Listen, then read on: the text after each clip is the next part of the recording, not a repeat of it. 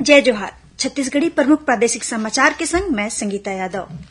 प्रदेश में लोकसभा चुनाव के पहली चरण में बस्तर लोकसभा क्षेत्र में नामांकन जमा करे के आखिरी दिन आज 8 लोगन ह अपन नामांकन दाखिल करीन। एमा कांग्रेस प्रत्याशी कवासी लखमा और भाजपा प्रत्याशी महेश कश्यप प्रमुख हे। इस सीट पर कुल 12 उम्मीदवार मन ह अपन नामांकन दाखिल करे हे। काली नामांकन पत्र मन के जांच होही। दूसरे चरण में प्रदेश के 3 लोकसभा सीट राजनांदगांव, कांकेर और महासमुंद बर काली 28 मार्च के अधिसूचना जारी करे जाही। एकरे संग नामांकन पत्र दाखिल करे के सिलसिला शुरू हो जाही। राज्य निर्वाचन आयोग ह लोकसभा चुनाव में मतदाता मन ला मतदान बर 2 घंटा के ज्यादा बेरा दे के घोषणा करे हे।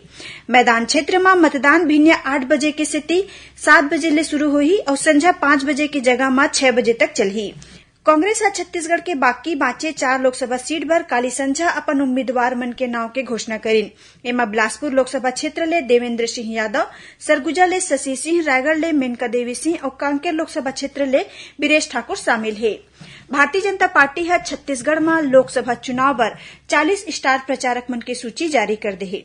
एमा प्रधानमंत्री नरेंद्र मोदी, राष्ट्रीय अध्यक्ष जगत प्रकाश नड्डा, रक्षा मंत्री राजनाथ सिंह, गृह मंत्री अमित शाह और मुख्यमंत्री विष्णुदेव साय शामिल हे।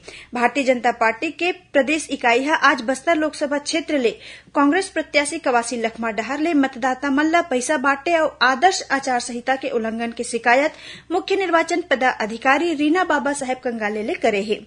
और बीजापुर जिला में आज सुरक्षा बल और माओवादी मन के बीच हुए मुठभेड़ में 2 जिन माइलोगिन समेत 6 जिन माओवादी मारे गए हैं।